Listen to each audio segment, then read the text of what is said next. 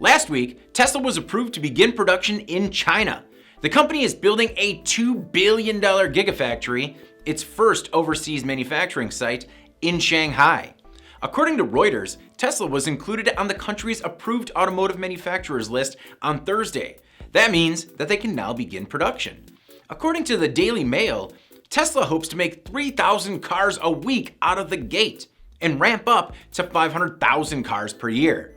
The Shanghai factory will not only serve the largest automotive market in the world, but will also help the company avoid tariffs imposed on US cars. Tesla's Q3 electric car sales improved this summer. According to the AP, the company delivered 97,000 vehicles from July through September, which was better than any other 3-month period in its history. The company still needs to deliver about 105,000 vehicles by the end of the year to hit Elon Musk's sales target of at least 360,000 cars in 2019.